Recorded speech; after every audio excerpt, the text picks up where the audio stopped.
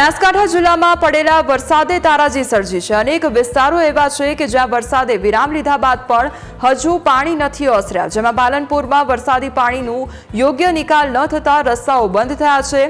Govinda high school તેમજ Janatanagar, Ambaji highway, Ganeshpura road, બેચરપુરા તેમજ હમીરબાગ સહિતના વિસ્તારોમાં હજુ પાણી ભરાયેલા છે, જેના કારણે વાહન ચાલકોને ભારે હાલાકીઓ પણ પડી રહી છે।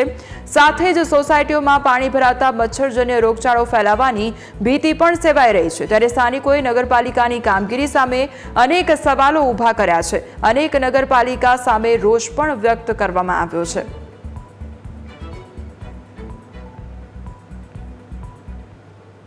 અઠવાડિયાથી આ 3-4 દિવસથી પાણી આમને આમ છે અને એક આ બાજુમાં સ્કૂલ છે, ઉમિયા સ્કૂલ, એટલે આ બધા છોકરાઓ અહીંથી આવે, હવે વિદ્યા મંદિરવાળા અને બધી સોસાયટીવાળા છોકરાઓ અહીંથી નીકળે, એટલે આ પાણીના હિસાબે છોકરાઓ આવી ન જઈ શકે।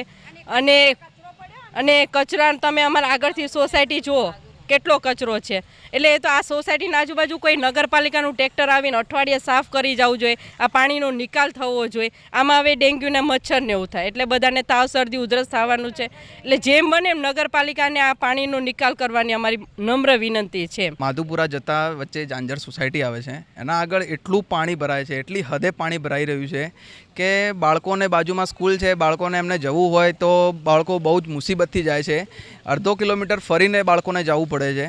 આ નગરપાલિકાની આટલી બકવાસ કામગીરી, અને આ તમે જોઈ શકો છો પાણી તમારે કેટલું ભરાય છે અને કેટલાય લોકો અંદર પાણીમાં પડે છે।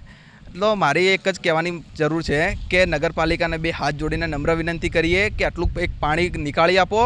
પાણી ભરાયેલું રહે છે, ડેન્ગ્યુના મચ્છર પડ્યા છે, બાળકો કેટલા બીમાર થયા છે, તો અહીંના વોટ લેવા માટે આવે છે તો પછી એમને આ બધું નિકાલ કરવાનો કોઈ જરૂર નથી। હા, વોટ લેવા માટે ઘેર ઘેર ફરે છે તો પછી એમને આટલી તકલીફ અમને પડી રહી છે, તો સ્કૂલ આગળ કેટલો કચરો પડ્યો છે, એ બધું ભરાઈ રહ્યું છે, બાળકોને કેટલી તકલીફ પડી છે, અમારે આવવા જવાની કેટલી પડી, બહાર ગામ જવાનું હતું તો અમે આટલા પાણીમાં નવા કપડાં પહેરેલા હતા તો બગડી ગયા, હવે શું કરવાનું અમારે?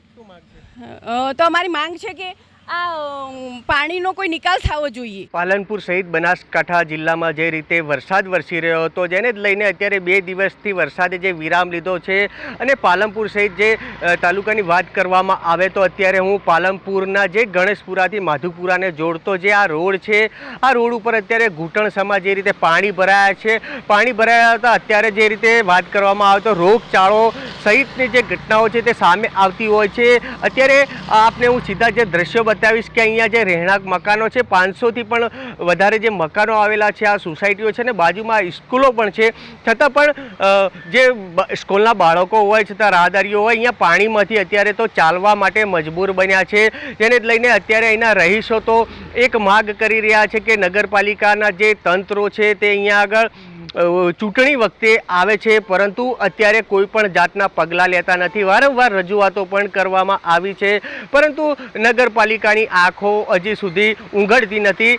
અત્યારે તો અહીંના રહીશો એવું કહી રહ્યા છે, અને અત્યારે ડેન્ગ્યુ જેવી જે બીમારી ચાલી રહી છે, રોગચાળો ફાટી નીકળવાની અત્યારે ભીતિ છે, ત્યારે અહીંના રહીશો એક માગ કરી રહ્યા છે કે આ નગરપાલિકાનું તંત્ર ઊંઘમાંથી જાગે અને અહીંનું જે પાણી ભરાયું છે તેનું કંઈક નિકાલ કરવામાં આવે, એવી અત્યારે અહીંના રહીશો માગ કરી રહ્યા છે। Ratansinh Thakor, news capital, Banaskantha.